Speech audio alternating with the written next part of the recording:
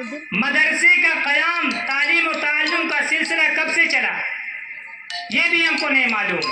ہمیں یہ سب چیزیں جاننے کی ضرورت ہے.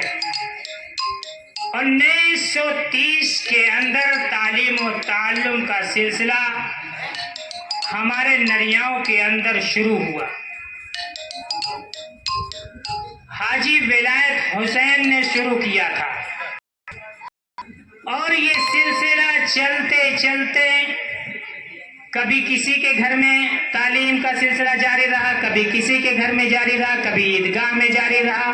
یہ چلتے چلتے 1955 کے اندر مولانا منظور صاحب نے 250 روپے کی زمین خریدی اور اس زمین کو مدرسہ بنایا اور اس مدرسے کا نام رکھا مدرسہ قاسم العلوم، نریاؤں پرانا بازار، ضلع اعظم گڑھ اس وقت تھا، اب امبیڈکر نگر ہو گیا. یہ تاریخ ہے.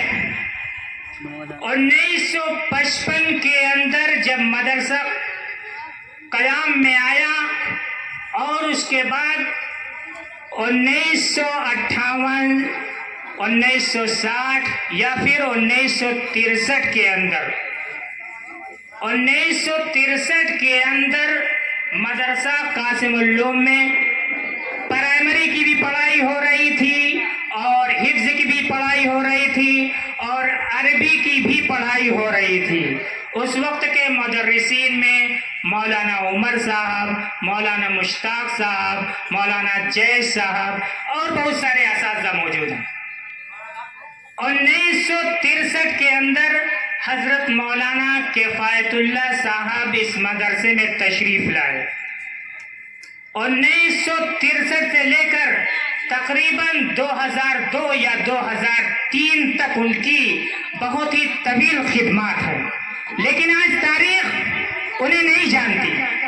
تاریخ انہیں نہیں جانتی، لوگ انہیں نہیں جانتے. جو لوگ بڑے اور بوڑھے وہ جانتے ہیں. پھر 1973 کے اندر حضرت قاری صاحب رحمۃ اللہ علیہ تشریف لائے. تو اس کا مطلب یہ نہیں کہ 1973 کے اندر مدرسے کی بنیاد رکھی گئی.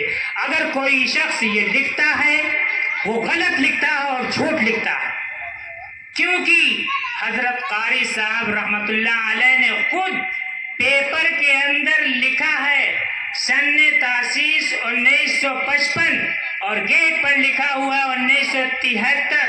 تو کس کی بات سچ ہے؟ میں تو سمجھتا ہوں کہ حضرت قاری صاحب رحمۃ اللہ علیہ کی بات سچ ہے اور بہت ہی اطمینان کے ساتھ اور بہت ہی بھروسے کے ساتھ میں کہہ رہا ہوں کہ 1955 سن تاسیس ہونا چاہیے. اگر کسی نے 1973 لکھا ہے تو اس کو جھوٹ کہا جا سکتا ہے، بس اس کے علاوہ اور کچھ نہیں کہا جا سکتا. حضرت قاری صاحب رحمۃ اللہ علیہ کی نریاؤں کے اندر بہت طویل خدمات ہیں، بہت ہی طویل خدمات ہیں. ہم ان کی خدمات کو فراموش نہیں کرا سکتے، ان کی تحریر کو فراموش نہیں کر سکتے. ہم ان کی تحریر کو انشاءاللہ ہر پروگرام کے اندر بیان کرتے رہیں گے. تو دوستو، یہ تھی ہمارے ہندوستان کی تاریخ جو ابھی کچھ دیر پہلے میں نے بیان کی، اور یہ مختصر سی ہمارے نریاؤں کی تاریخ تھی جو میں نے بیان کی، جس کا تعلق صرف اور صرف حقیقت سے ہے. اسے کوئی شخص میں تو سمجھتا ہوں کہ جھٹلا نہیں سکتا، کیونکہ حضرت قاری صاحب رحمۃ اللہ علیہ نے خود اپنے ہاتھوں سے لکھا ہے، اور جس تحریر کو حضرت قاری صاحب رحمۃ اللہ علیہ نے اپنے ہاتھوں سے لکھا، ہم اس کے آنے والے کوئی شخص لکھتا ہے، ہم تو نہیں سمجھ رہے ہیں کہ اس کے اندر سچائی ہے. جو سچائی حضرت قاری صاحب رحمۃ اللہ علیہ کے اندر تھی، وہ سچائی کیا ہم ان کو جھوٹا کہہ سکتے ہیں؟ نہیں، اور ہرگز نہیں، کیونکہ اس پیپر کا تعلق سچائی سے ہے.